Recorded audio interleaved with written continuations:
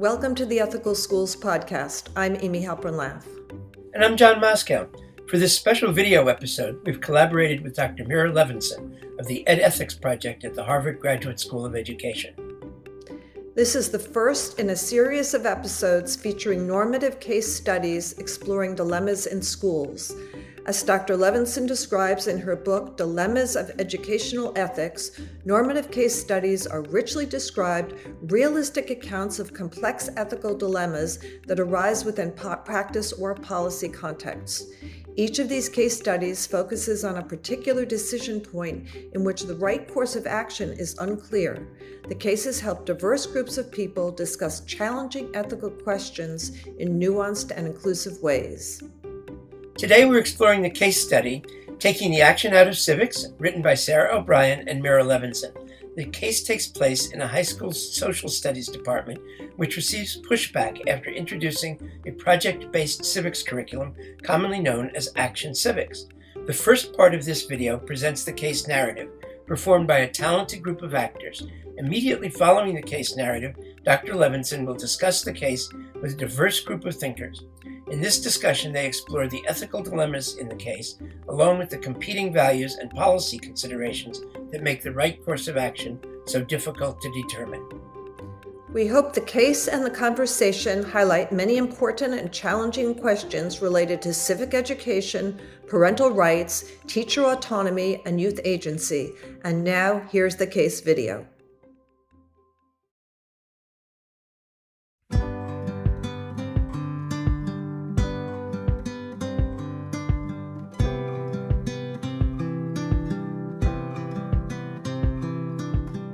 Even after 20 years of teaching, the first day of school was still exciting for Emily Wilson, Social Studies Department Chair at Central High School. The school year wouldn't start for students until next week, but staff were back on campus for meetings. Emily opened her email. Scrolling through her messages, she read, "Have you seen this?" The email linked to an opinion piece from the local newspaper, written by John Warner, parent of a rising Central junior. Kids once went to school to learn reading, writing, and arithmetic. Not anymore. Central High School now requires Action Civics, better described as protest civics. In their history classes, students learn to stage walkouts and protests directed by left-wing educators who use teenagers' temper tantrums for their own political ends. It's indoctrination, and I refuse to stand for it. Emily felt the attack keenly. She imagined defending the program to Mr. Warner. I introduced the Action Civics model to Central myself last year. It was a big success at my old school, and I'm excited that all Central juniors participate. In Action Civics, students examine their community and identify issues that need solving. They choose which issue to focus on. They do research about their chosen issue and look at the systems that contribute to presenting problem. With school and community partners, they plan some action to create change. It could be organizing a protest, but it could also be creating a public service announcement or making a presentation to the principal or the school board. And students constantly reflect on what they're learning about the government, about community, and about themselves. Sure, the process doesn't always run smoothly. I know we got some pushback, as you note, Mr. Warner. Disagreements happen about the root causes of problems or which action to take. And of course, the students don't always create change. But these challenges make Action Civics valuable. Students see different viewpoints and see the issues in more complex ways. They gain public speaking skills and learn to navigate spaces of power. I remember one student told me, "This project taught me that I shouldn't be afraid to stand up for what I think is right. It taught me that anyone has the ability to affect change, no matter who they are." What else do you have to say, Mr. Warner? Parents must band together to fight this indoctrination. The next school board meeting is 2 weeks from tomorrow. Join me for a conference this Saturday at the New Hope Presbyterian Church, organized by local groups that share my concerns as we plan to make our message heard. I am the tip of the sword. There are many others behind me. The subject came up quickly at the department meeting that morning. We need to talk about this. Across the country, Action Civics is being lumped in with a host of so-called controversial theories that parents are up in arms about. We can't just ignore this article and hope that protesters won't show up at the school board meeting. For all we know, there will be news cameras with them. I actually think the article makes some decent points. You might remember that I expressed doubts about Action Civics this time last year. These projects take time away from learning real history. I remember your doubts, Jim, but your students really enjoyed the project, right? Sure, yeah. All kids enjoy working with their friends and leaving school to visit city council. But we're in a crisis of civic ignorance. Only half of Americans can name all three branches of government. I've been teaching civics longer than anyone here, and trust me, it's not the right time to be experimenting with civics education. Those statistics show that the traditional curriculum doesn't work well, and we know it particularly doesn't work well for kids who are like me. Action Civics is good for all kids, but especially for Black kids, for Latino kids, and for other kids from marginalized groups. Action Civics help them see themselves in curriculum. They get to focus on problems that feel relevant for them and their families. But not all those families support Action Civics. One of the stories in the article came from my class. One group was doing a project to raise awareness of income inequality, and we had a discussion about whether meritocracy is a myth. A Black mother called me the next day, furious, because she felt I had told her son that however hard he worked, he'd never succeed the way white people did. She said he felt like he'd always be a victim. I managed to reestablish a good relationship with the student and the mother, but it was painful for all of us. I mean, who am I to tell a Black family I know more about racism than they do? As a brand new teacher, too. I remember that, Caitlin. But you know that mom doesn't speak for all Black families. Class discussions like this are valuable. Look, Action Civics causes problems between parents and kids, too, not just parents and teachers. I had one student last year, incredible athlete, looking at the controversy around transgender kids playing sports. Her parents are religious and don't support transgender rights. The girl was so worried she'd get into trouble at home that she switched groups to work on a pro-life project. But before she switched, she spent days in a panic. Kids shouldn't be tackling these issues, riling everyone up and stressing themselves out. The problem isn't the issues. The problem is the pushback. Yeah, well, more pushback is coming, assuming we keep the project. I'd certainly support dropping it. Thoughts swirled in Emily's head as she walked back to her office. But any decision about the Action Civics project didn't ultimately rest with her. Rhonda Williams, curriculum coordinator for the district, would make the final call. So Emily forwarded Mr. Warner's opinion piece to Rhonda, asking about the discussion at the district office. A knock at the door from Principal Dan Ritchie interrupted her work. I'm guessing that you saw John Warner's opinion piece? I did. I know we got some pushback last year, but I honestly wasn't expecting anything like this. I've heard complaints from Mr. Warner before. A few years ago, he objected to a book with a same-sex kiss. Of course, it was a different world back then. Nowadays, you see security escorting protesters from school board meetings, or even arresting people. And Mr. Warner didn't try to pull another parents that time, not that I remember. I was surprised by how many of the parent complaints we got last year were in his piece. The whole city's more polarized than ever. My wife's on the city council, and she says their meetings get pretty heated. I don't even want to imagine our school board meetings, or any city meetings, filled with protesters shouting and news cameras everywhere. It's a real safety threat. I don't want to imagine that either. Maybe there's some way to make these projects less political. Maybe some approved topics for students to choose from, topics that aren't so controversial. That would undermine a key purpose of Action Civics. Students choose issues that matter to them, and many of those issues are political. Maybe changing what students are allowed to do. They could write letters to the editor or have a class debate. That takes the action out of Action Civics. Action Civics empowers students in a way that those traditional activities don't. They get to choose how they present their message. I understand. But a lot of parents don't want their empowered children learning to plan walkouts. Those parents deserve a say in their children's education. Besides, you know we've been dealing with budget cuts. The last thing the superintendent wants is a costly lawsuit from angry parents. Central is different from your old school, Emily. I just don't think we're ready for something as divisive as Action Civics here. An hour later, Diane Johnson appeared in the doorway. Was that Dan I saw in here a while ago? Yes. I'm sure you can guess why he came. Yesterday, I thought the Action Civics project was a key part of the American history curriculum. Now I have parents, teachers, and administrators telling me otherwise. You've also got parents and teachers telling you differently. Check out the Central Parents Facebook page.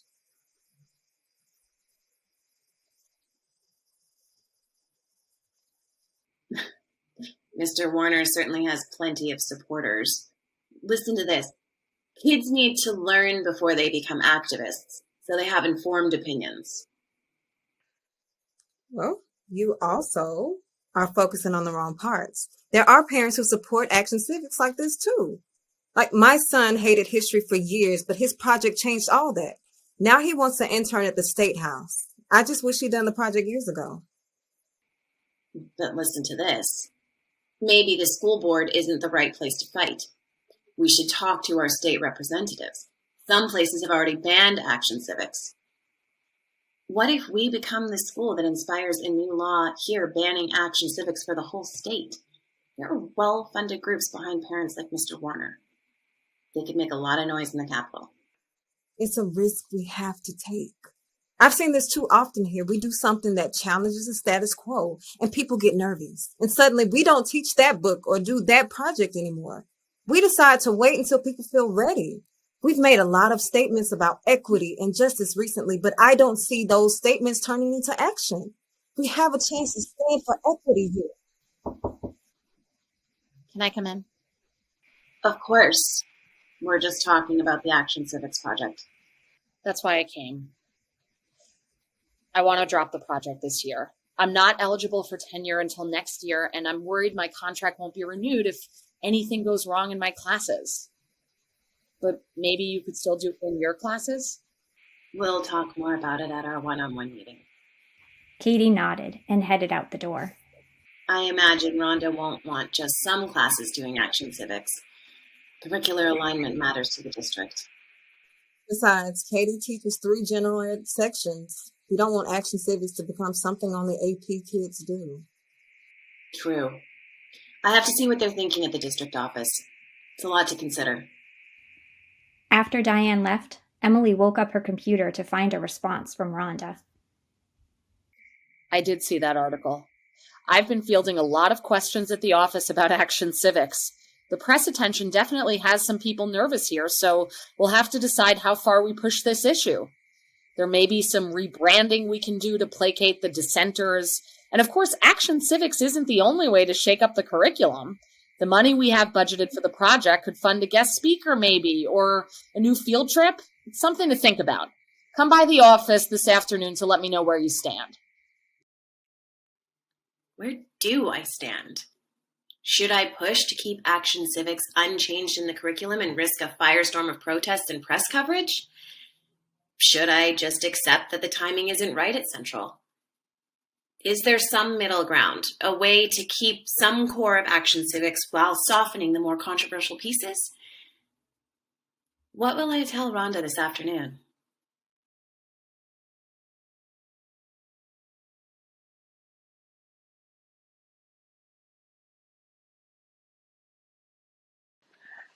Welcome. I am super excited to have just an outstanding panel here to talk about our normative case study, Taking the Action Out of Civics.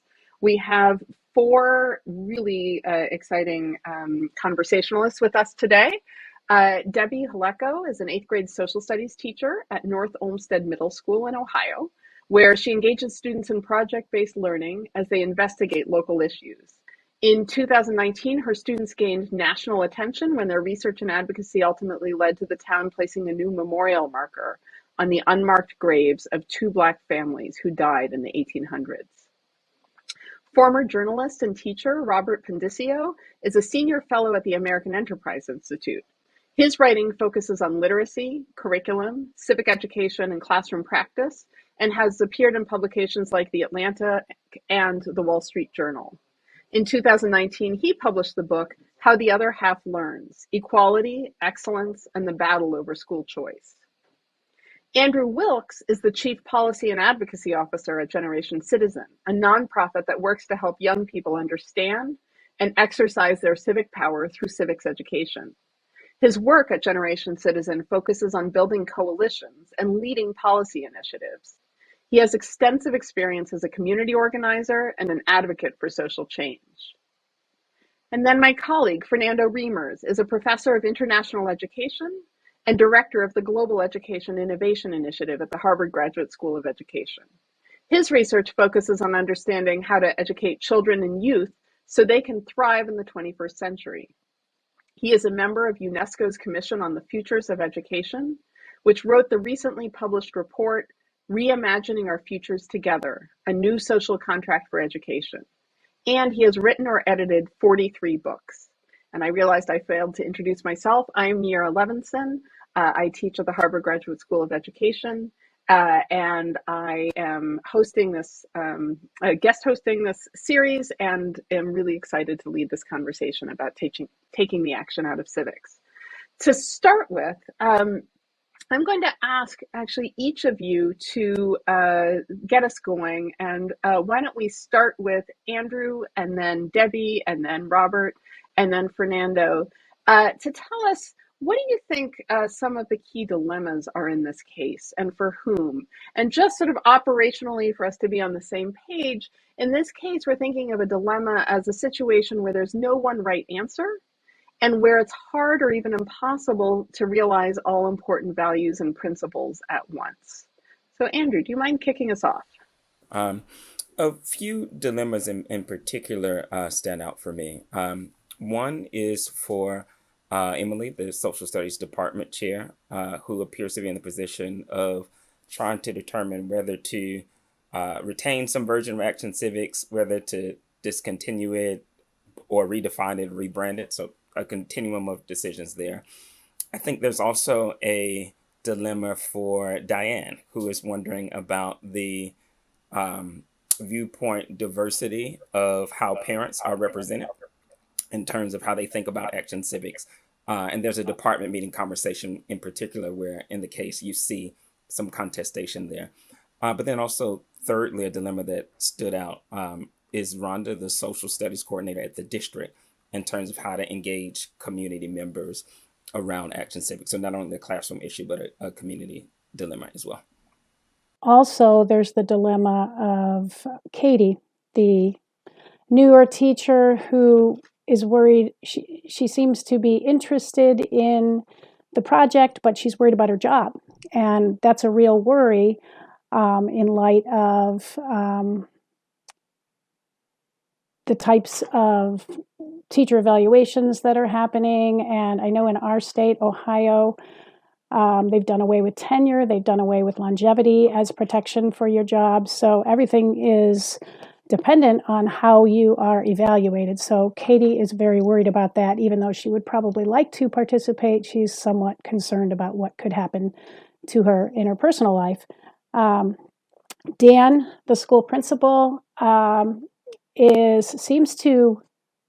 appears to be interested in the project and sees its value, but is trying to figure out a way to maybe make it less controversial, which by doing that probably also lessens the value of the activity.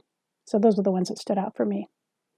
In watching the video, I was struck by how much I felt like I did not know about the vignette. In other words, I wanted more context on the school, on the kids, on their level of preparation, on their civic education more broadly. I mean, maybe we can talk about this later on in the conversation, but having taught at a school where civic education was at the core of the K-12 curriculum, that colors my perception of the particulars of Action Civics. So that was just the big question in my mind. Is this a one-off, or where did the Action Civics fall within the larger context of their K-12 education and their civic education level of preparedness in general? So I totally understand you wanting to know these things. Can you say how different answers to those might change your understanding of what the dilemmas are that are at stake? Oh, no, absolutely. Because for several years, I taught the senior seminar in American history to the senior class at Democracy Prep, which is a charter school or network of charter schools based in Harlem, New York. I also mentored each year students' so-called Change the World project, which was, we didn't call it Action Civics, but it was. It was a year-long capstone project where kids would take on an issue that they chose themselves that they were passionate about, and they would spend a year basically in preparation to do some form of activism around that issue. And my perception of Action Civics was very colored by that experience because I taught a senior seminar that was really almost like constitutional law in a sense. And the capstone project of that class was to have them write a policy brief. This was just my own evaluation of what we were doing in the school. I felt like the civic education program was very, very heavy on the activism. And since my background is, journalism and policy, I wanted them to see that there's other levers that they can pull to create change in the world. So the final project in my class was to take what you learned in your year-long capstone Change the World project and write a policy brief seeking to change some kind of government policy, practice, funding, procedure, etc. And frankly, there's no reason not to be candid about this. I was just stunned at their level, their lack of preparation to translate that thinking from one to the other. So while I'm not, by any means opposed to Action Civics, I felt like there was just a tremendous blind spot that had gone missing for a very long time. And I don't want to be unkind, but I felt as if we were preparing them merely to march in other people's armies, so to speak. In other words, if you were not prepared, I can tell the story briefly of one student who organized a protest, a die-in in front of the local police precinct to protest police violence. Very moving, a bit of activism. When I challenged him to translate, okay, well, what would you want the NYPD to do differently? He really struggled mightily with it, to the level of not really being sure where to aim his policy brief. It's the local level, state level, federal level. It's the NYPD. That should be rather obvious, right? So it was just kind of, it became clear to me over time that we were really kind of narrow casting in a sense. So if I'm defending Action Civics, I want to be able to contextualize it within the student's broad a suite of civic skills, motivations, etc. If this is the only thing they're doing, then I'm going to be on the side of some of the people, frankly, who are criticizing Action Civics. In other words, it's almost impossible for me to view this case study as a one-off. It really has to be within the larger suite of skills, level of preparation for me to be able to defend it or criticize it. So tell me if this is right, and then Fernando, I want to get to you. In some ways, depending on what else is going on in the school, you see a dilemma for Jim, who is emphasizing students, his feeling that students lack basic civic knowledge. He has a dilemma for how to convince his colleagues to take him seriously about this. And not just to reject him as being like a knee-jerk. Yes. I mean, it's a complicated issue. If this is the only thing that kids are doing in civic education in this school, well, then I'm Team Jim, right? In other words, it would then feel like indoctrination. Or at least I would have a hard time critiquing his critique that this is indoctrination. If it's within the larger suite of civic skills and genuine knowledge, then it's richer. Then it really is an exercise in cultivating student agency. It is not just, as I said earlier, preparing kids to march in someone else's army about things that they have maybe a visceral feeling for, but not a deep understanding of. So where I'm going to fall along that spectrum really depends on the level of knowledge that they're bringing to their project, as opposed to. And if it's not doing that, then you're frankly vulnerable to the arguments that Jim is making. Okay, great, thanks. Fernando, what dilemmas do you see in this case for him? So I agree with Debbie and Robert that there are a range of dilemmas in the case, but I do think they're organized in a hierarchy, in that one of them is anchor. And depending on how that one is resolved, that conditions the other dilemmas. And to me, the anchor dilemma is the dilemma that Emily Wilson, the chair of social studies, faces, because she has to decide what to do with this op-ed, how to respond. And to do that, the first thing she needs to do is to interpret what this op-ed means. And so now, in addition, that op-ed has open controversy within the department and in the school more generally as to whether to continue. Now, what contributes to the dilemma for Emily, I think, is that she doesn't know the intent of the parent, right? Is he committed to democratic dialogue? And is his op-ed just a way to open up democratic dialogue? Or is he engaged in oppositional tactics where no matter how Emily responds, he's going to try to steamroll opposition to that? So to me, that's the anchor dilemma. That's where she is. And I think part of the dilemma for her is she going to respond to these autonomously as a professional, or is she going to pass the buck to the principal? That's a decision she needs to make. She could lay these on the lap of the principal, or she could say, no, I am a professional here, and this is my dilemma to resolve, and stand by that, which could cause a lot of heat for her within the school. Yeah, I want to just add that I understood the study as the Action Civics was part of what they would do and not the whole of what they would do in the civics class. And so if it's part of it, then I think some of those issues would kind of work themselves out because you could still be teaching the traditional civics curriculum. And as far as indoctrination goes, my thinking on indoctrination is they have a choice of the topic. And so I'm not sure how that could be considered indoctrination. And if teachers had the ability to indoctrinate their students, I think we would be indoctrinating them on things like the importance of being on time and having your things and being attentive in class and things that are important to us as teachers. And we don't have that ability. And so that would be my argument to the parent group is they have a choice and these are things that are important to them and they're applying their knowledge that they're learning in their civics class. Let me take up the issue of indoctrination and kind of unpack that word a little bit.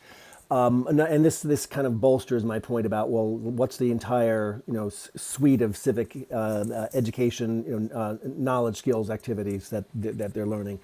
Some years ago, I gave a talk to the Shanker Institute about this, and I made what I thought was an uncontroversial notion that one of the Achilles heels of Action Civics is what I described as the lack of gratitude inherent in it.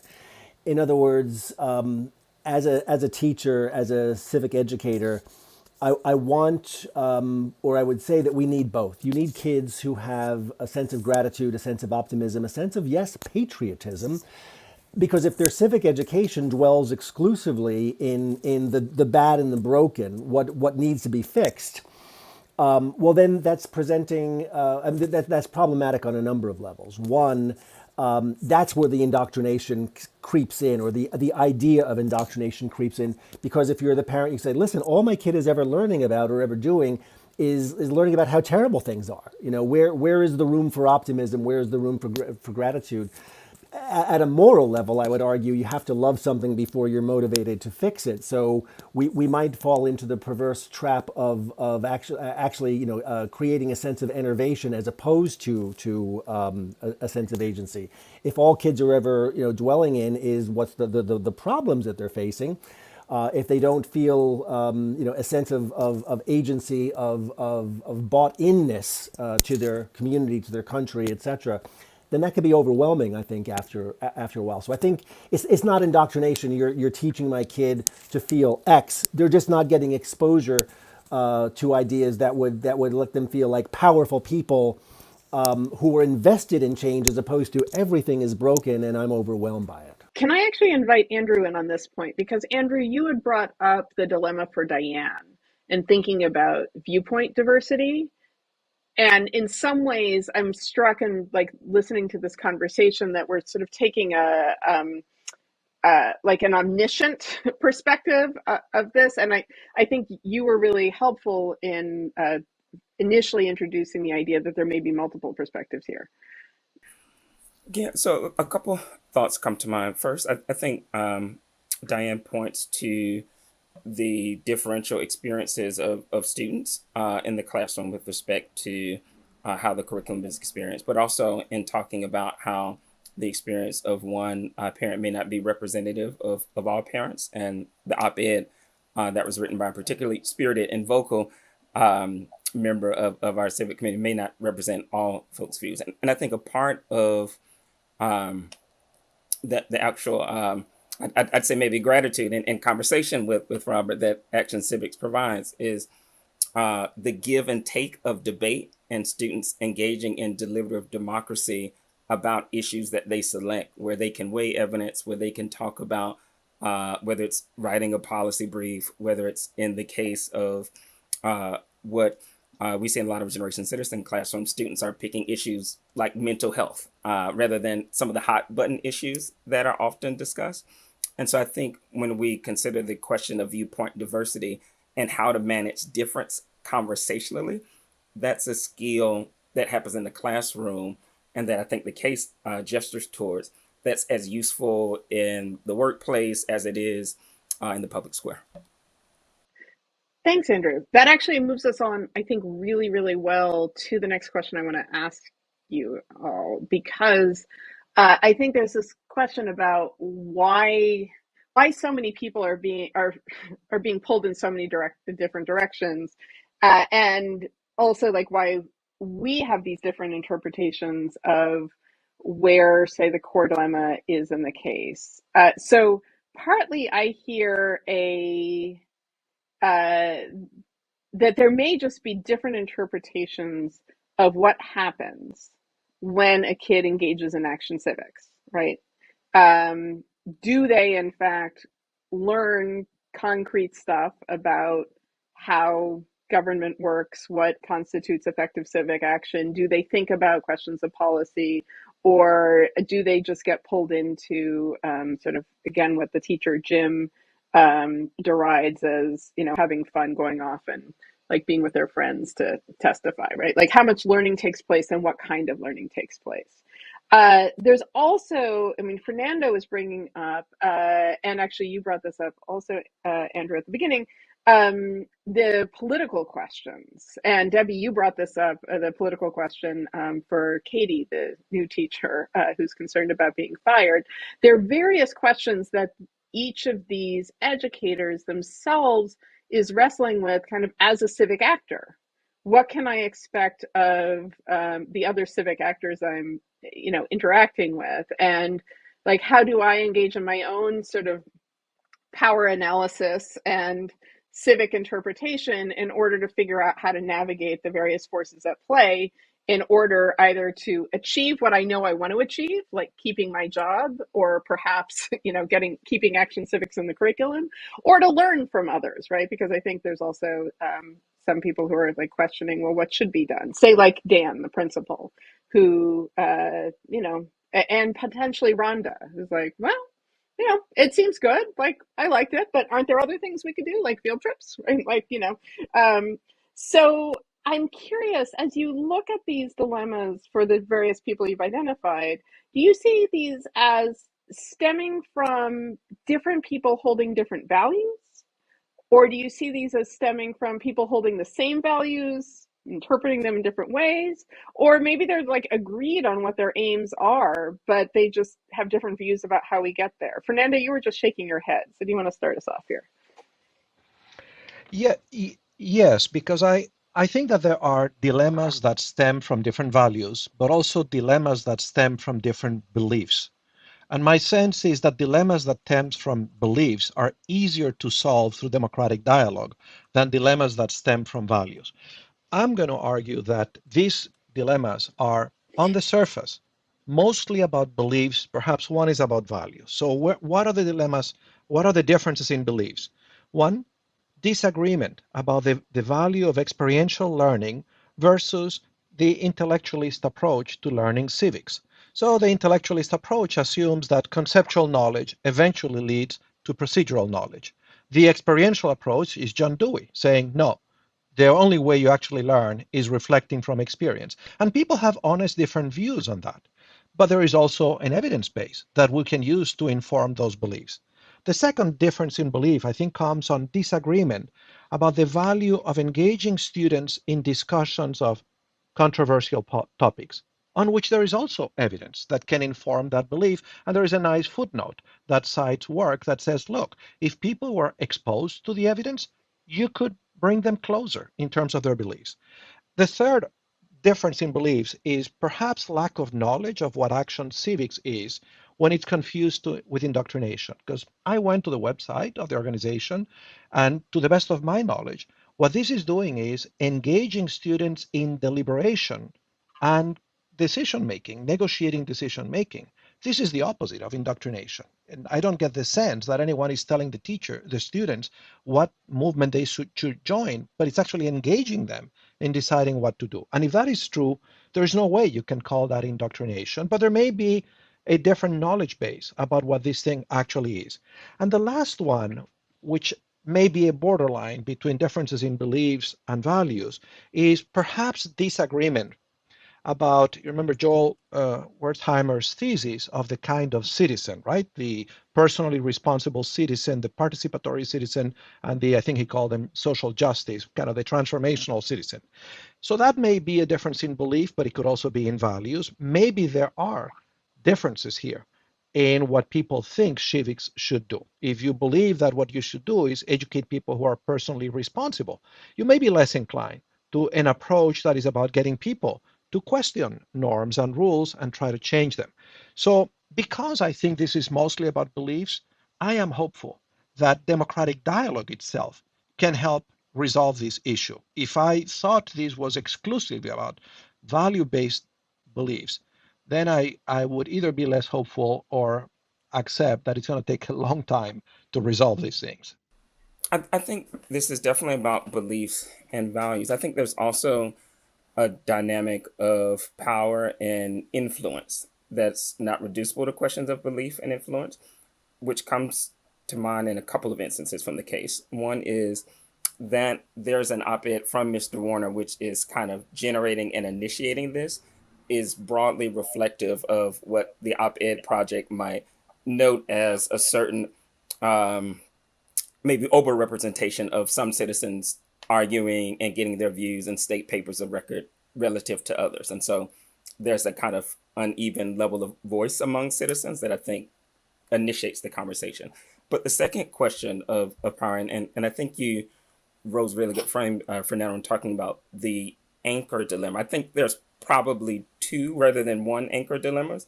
One is what Emily decides to do. But then there's also a question of, to what degree does Emily feel she can influence Dan, the principal?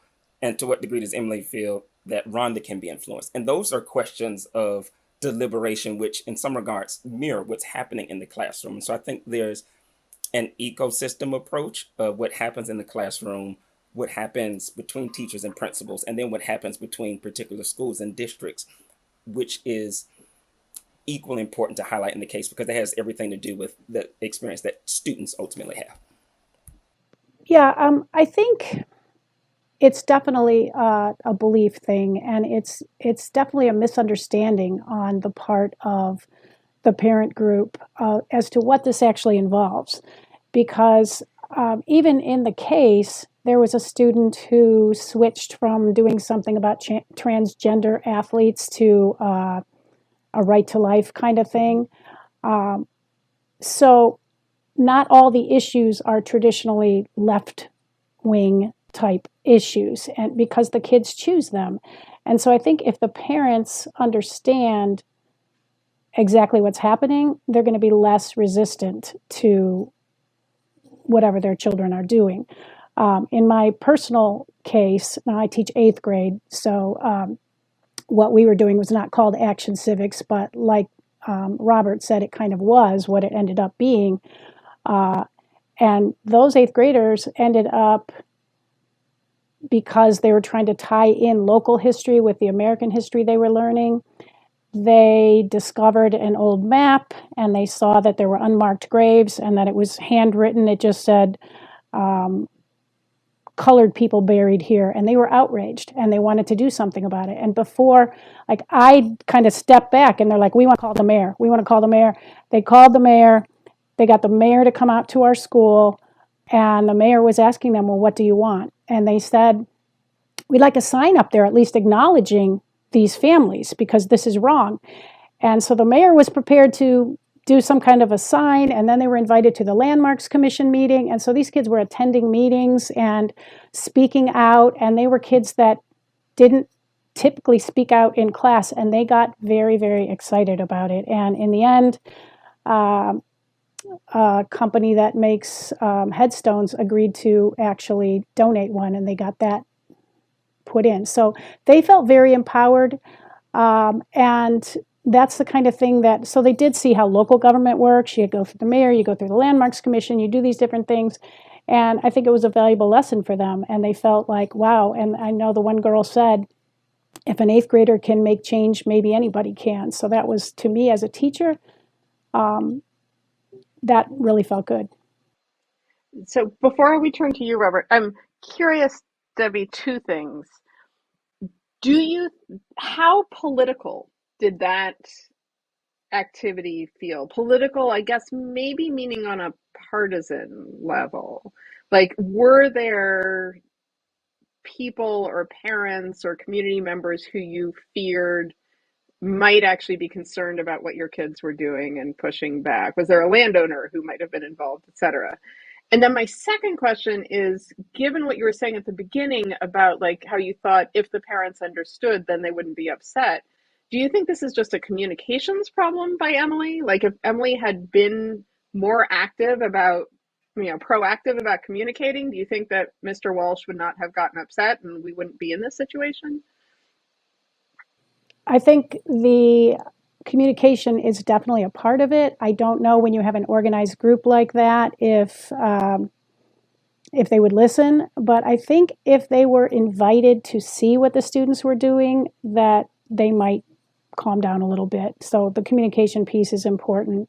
And as far as pushback on the project that we were doing, we didn't get any pushback that we were aware of, but we did notice on social media there were some things that showed up that criticized it, and we just sort of ignored that, but it never went any further than just social media. So it was okay, but I could see where in some communities it could, and as we go further with this, that it could also be a problem. Thanks. Yeah, Robert, what's on your mind?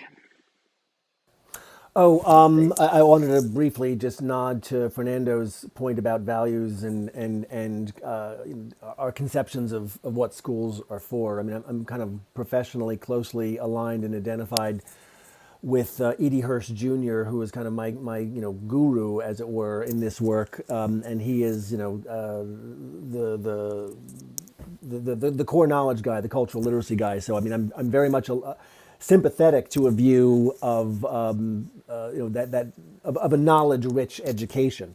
So some of these kind of dichotomies melt away for me. In other words, I've been the guy for years standing in that gap, saying, "Look, knowledge versus skills is a false dichotomy. They need both." But I mean, my critique of Action Civics has tended to focus again on when we take the skills piece out of it, the knowledge piece out of it, and focus just on the skills. Then it just feels like empty calories. I mean, kudos to you, Debbie, the project that you took on. You're absolutely right. Who could possibly object to that? But I think we're being slightly less than candid with ourselves if we don't recognize at least the potential for, look, even in the case study where I mean, am I imagining that there was a value judgment implicit in the student who wanted to do a trans rights project and ended up doing a pro-life project? I mean, I think we, as viewers, we were intended to kind of think, oh, isn't that too bad?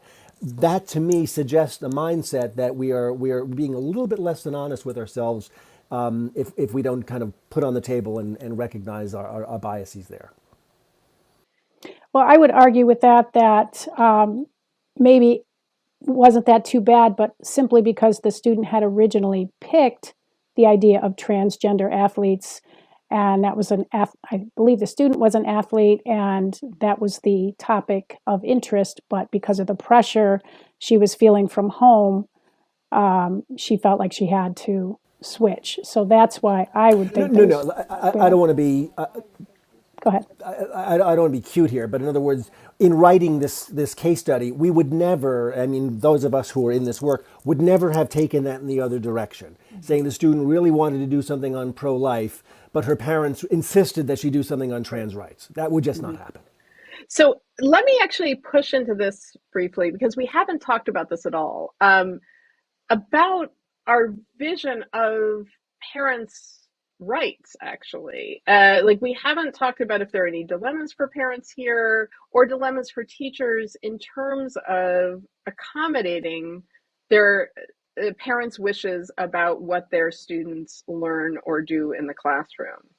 Obviously there's a huge amount right now of political activism and conversation about this very question all around the United States.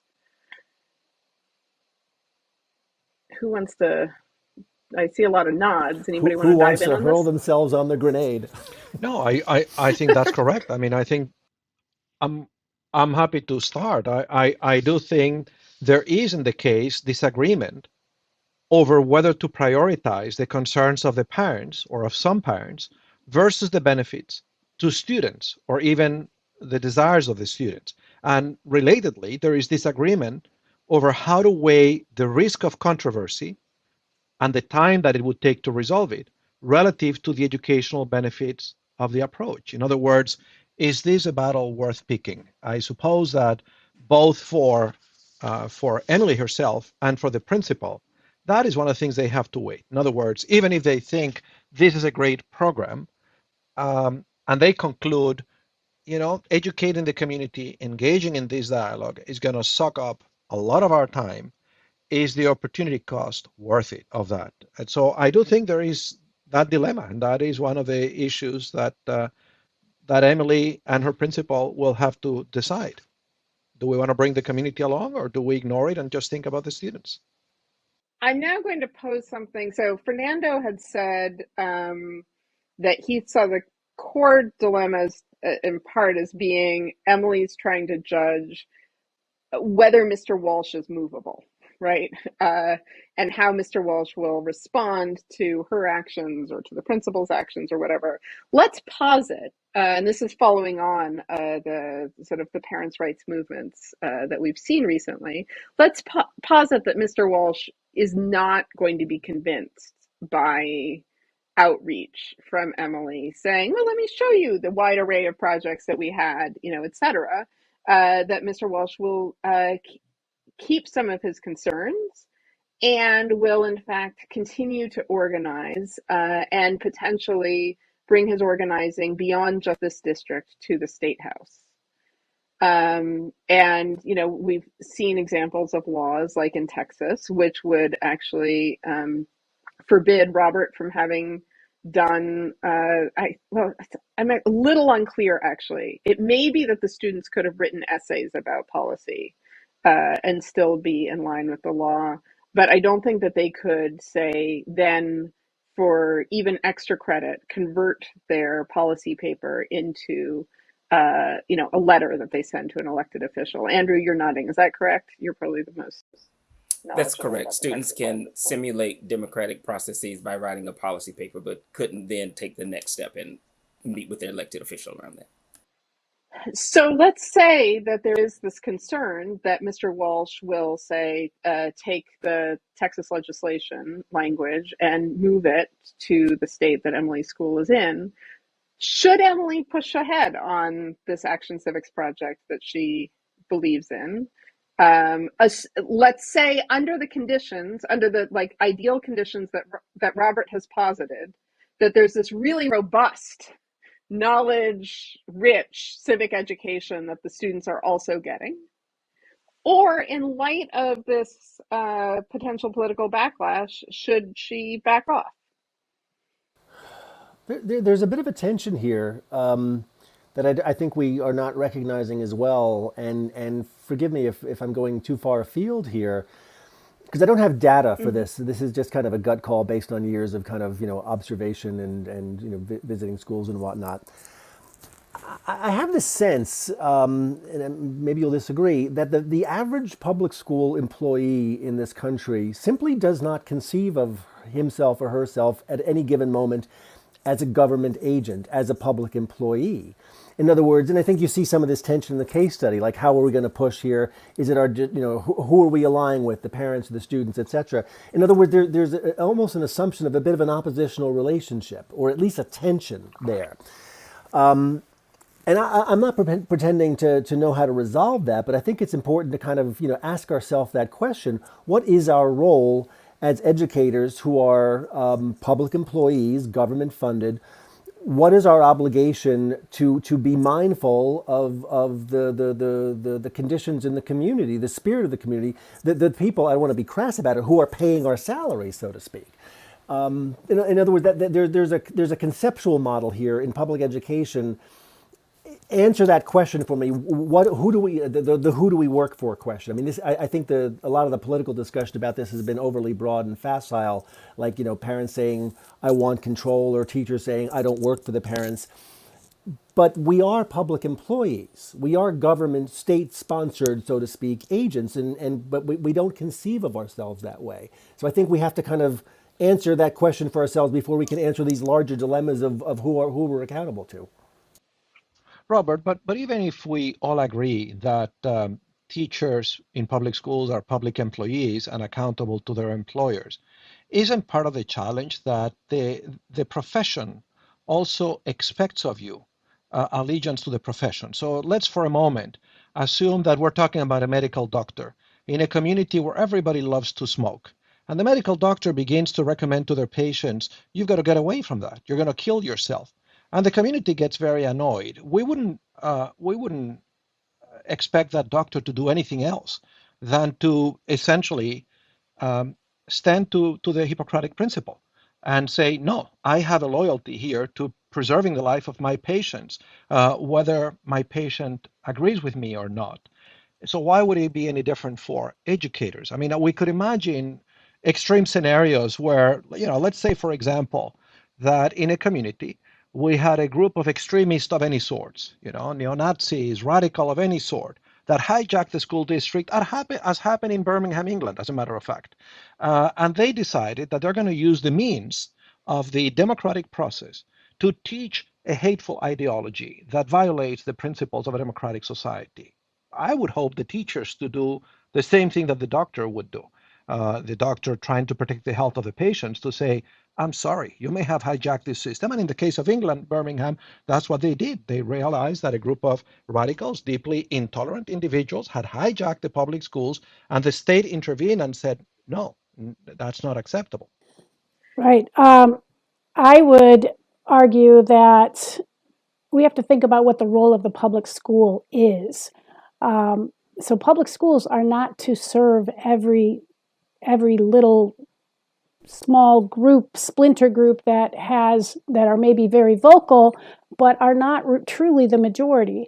And they do tend to be well funded, but often the majority. And even in the case study, when they began looking at social media posts, there were posts in support of what was happening. And I think as a public employee, I look at what the standards are of what I'm expected to teach, and I'm always within those. And parents may come in and think that, well, I don't want this. And that's where you have the option to put your child in a private school if you disagree with whatever is being taught, because the public schools are following a curriculum that has been decided. This is what is best for our community. This is what is best for the public that students should know and know how to do. And that's what we do. And sometimes parents are not happy with that. They don't want them to be active citizens unless they're active in the issues that they want them to be active in. And I think it's important for them to understand different points of view. We have such a divided country right now, and it's partially because people don't want to listen to each other and think about things from more than one very narrowly focused viewpoint. So, Debbie, can I just push you on this, though? Because what I heard Robert saying was, look, if this law is passed, that say outlaws action civics, that is then the public, that is a sort of a representative democracy passing a law that then has implications for the curriculum. And as a teacher, then, we need to follow that. And just as you've said, like, we are teachers who are following a curriculum, that therefore we should go along. Like, I'm curious, like, if this law is passed, you then just say, all right, well, right, the curriculum has changed and we've had a representative democracy that's changed the curriculum. Or do you, as a teacher, think, no, I actually want to be politically engaged in this? I think if the law is passed, you have to go with the law. But not to go off on a completely different tangent, but representative democracy is also questionable when you have all the gerrymandering of the districts so that they can pass these laws. But if the law is passed, the law is passed. And so, yeah, as you can't do much as a teacher, I think, if it is in law. But in the case study we looked at, it didn't say anything about a law. So okay, thanks. Andrew, I want to get to you and then back to you, Robert. So I think there's in the hypothetical that we're dealing with, a challenge when we throw another piece of information into the equation. And that is the conflict between laws like what we see in Texas, like what's being considered in South Dakota, Wisconsin, Oklahoma, and a number of other places that essentially seek to kind of export a model that would strip away access to action civics, is that there's a conflict between that legislative arc and social studies standards and state constitutions, both of which are calling for ideals of informed, active citizenship. And so it puts teachers, it puts districts in a bit of a conundrum when you have policy signals from the Constitution and from standards saying one thing, and laws which often are unclear as to implementation guidance, how exactly it works out in the classroom, which is being resolved in a number of cases through litigation and court adjudication in a number of state instances. So I think it's important to note that laws of the sort that we're talking about are themselves a civics dilemma, which are currently winding their way throughout respective states.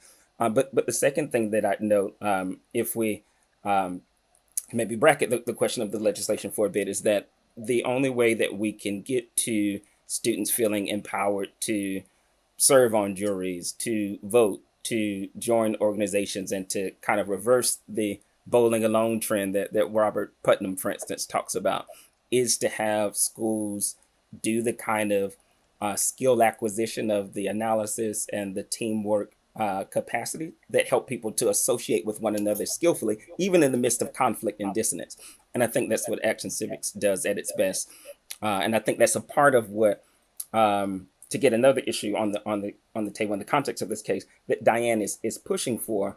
But social studies is one of the least diverse, racially diverse professions in terms of teacher makeup. And so I think it's noteworthy to point out that there's that potential estrangement in the room and having that conversation. I'm going to be a little bit puckish here and suggest that within the case study, there is an interesting case study itself. Who is the most effective Action Civics participant or actor in this case study? Well, it's the guy who wrote the op-ed, right? Because he's the guy who provoked a response from a government agency. So we're viewing him as kind of the sand in the gears here, but there'd be an interesting discussion like, well, is this an example of Action Civics? Here's a citizen who was outraged, wrote an op-ed, provoked a response from a government agency, and now we're trying to be like, the oyster with the pearl. We're taking the bit of sand and trying to smooth it over, as opposed to saying, well, wait a minute, isn't this kind of what we're trying to teach our kids to do? Thanks. That's fascinating. I'm curious. So we've been talking about this case study, the issues around civic education, student civic action, the politics of education, etc., are things that the four of you have each thought and done a lot of work in long and hard for years now. I'm curious, how did working through these issues about civic education through this case study compare to other ways that you've thought about these issues? Fernanda, go for it. Yeah, I think this case is a very good example of the dilemmas of teaching civic education in democratic societies. And I think that what the case underscores, for me at least, is that democratic, I mean, education democratic politics is and shouldn't be all of democratic politics. In other words, there are things that are fair game in democratic politics that are not fair game in education politics. So in democratic politics, there are all kinds of ways through which people resolve disagreement. Sometimes through deliberate democratic deliberation, not so much these days, sadly, but sometimes through coercion, bribery, or the ruthless exercise of power. And I think that should be absolutely out of bounds in school politics. In school politics, you have no choice if you engage but to engage in democratic deliberation because that is the best way of civic education. So I actually agree with Robert that this individual who wrote the op-ed has to be taken seriously. And even though I said earlier that the dilemma for our protagonist, Emily, is that she doesn't know what his intentions are. She doesn't know, is this just a guy exercising in the democratic game who is open to be persuaded, who is open to entertaining different beliefs? Or is this a guy where no matter what we do, he's out to shut this thing down? But whatever the answer to that question is, if Emily decides to engage, I think she has to engage in good faith, giving the fellow the benefit of the doubt, and seeing this as an opportunity to teach the students and the school community what democratic deliberation is. And to me, that means doing the following things. Number one, she has to understand the situation, understand who are the stakeholders, take the time to listen to the different parties, and understand their interest, including his interest.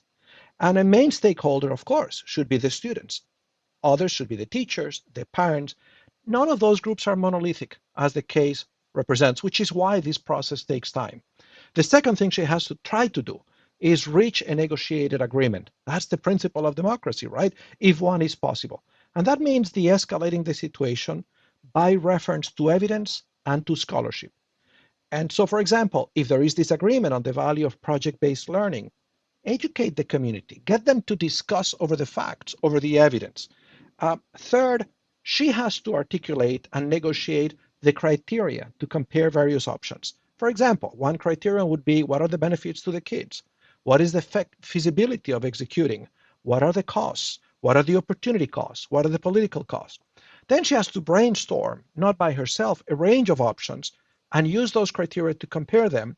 And then once the decision is reached, of course, she has to build a political map of key stakeholders and try to create a strategy to manage the politics. Notice this is very different from a strategy which I think would be very popular in Congress, where you would say, how do you just demobilize this guy and steamroll him? I think that would be the worst response because it is a school. Might not be the worst response in a different democratic arena, but in a school, you cannot steamroll your opponents. You cannot deny them the right to their point of view. You cannot respond to the ruthless exercise of power with ruthless power, because then you've given up on the democratic missions of the school. You've given up and you've allowed the tyrants to hijack the schools and to teach the lesson that tyranny is all that matters. It's just how much power you have. And I think that's the problem of the moment we're in, a moment of tremendous division where we have lost the most basic habits for democratic deliberation, that the knee-jerk reaction for many of us,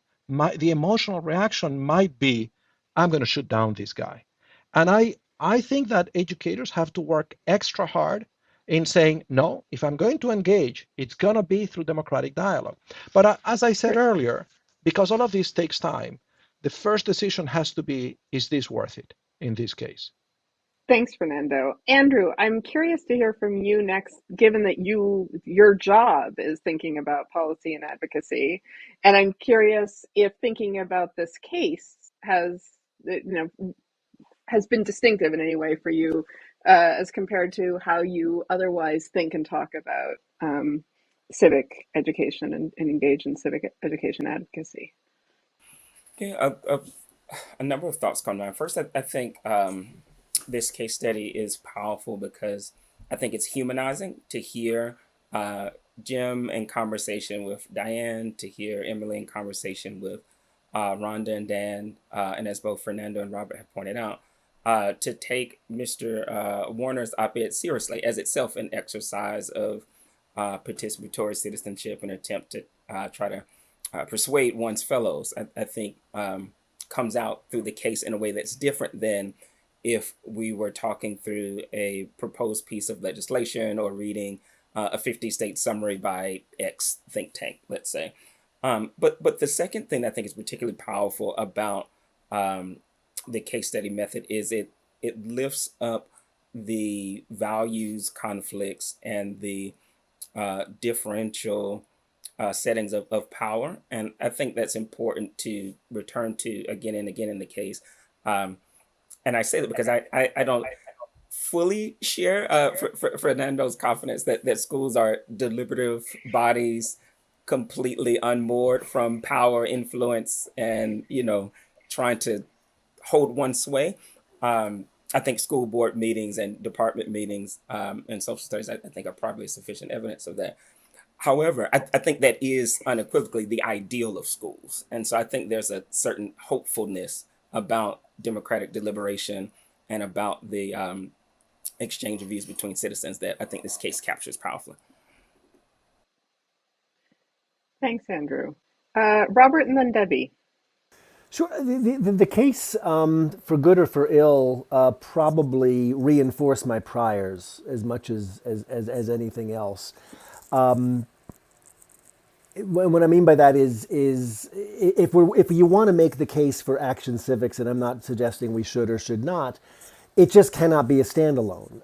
The example I gave earlier of the kid who was very determined and put together a terrific Action Civics project, but had no concept of how to translate that into government action.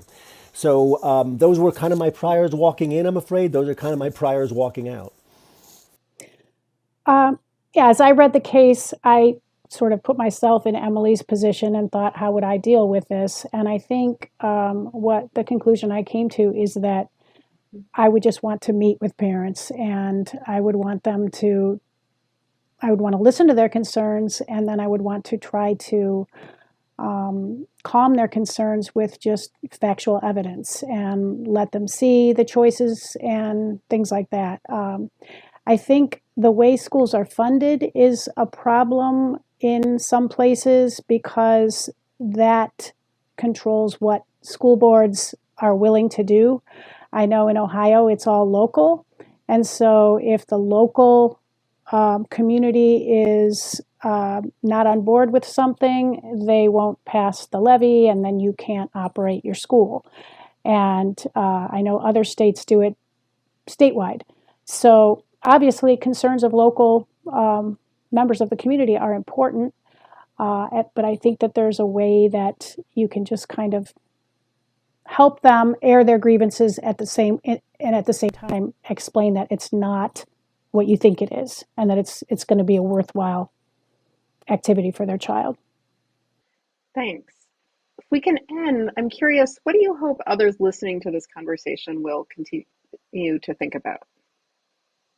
So what I'm hoping the readers of this case will conclude from it is the same thing I hope they will conclude from reading the whole collection of cases of which this one is a part, which is the value of engaging in deliberation and considering multiple perspectives when thinking about a dilemma. The first thing that anyone in a school setting or any other social setting needs to resolve a dilemma is a theory of mind, an explanation for why others act the way they do. And of course, it would be very naive to project onto others the explanations we have for our own behavior.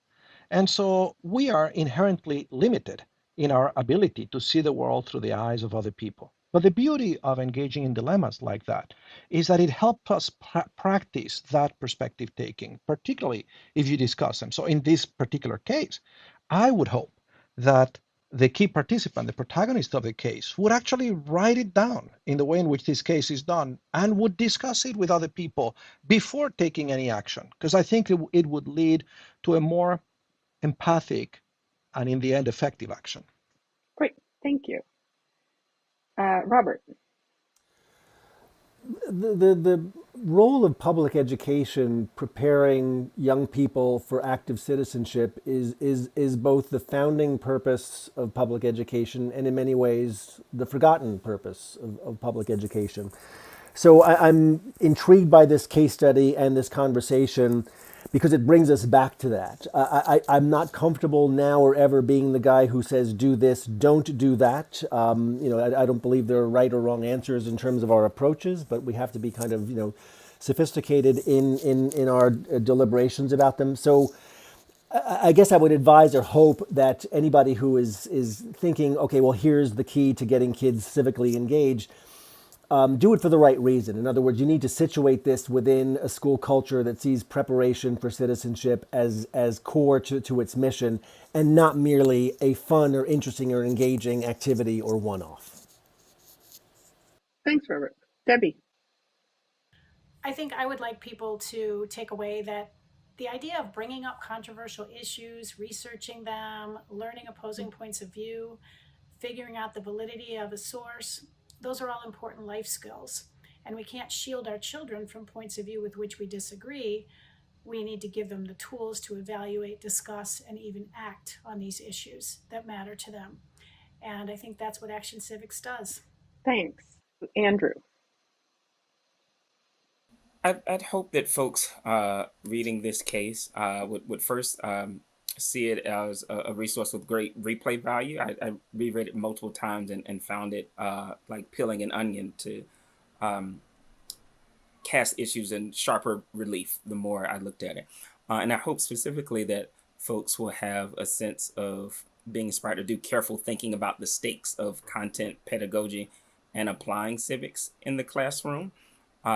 I think specifically the relationship between Emily and Dan and Emily and Rhonda illustrates the need to recognize that there's often multiple and competing actions that happen in schools and in communities, and that folks have to be brought along in order to make that ideal a practical one.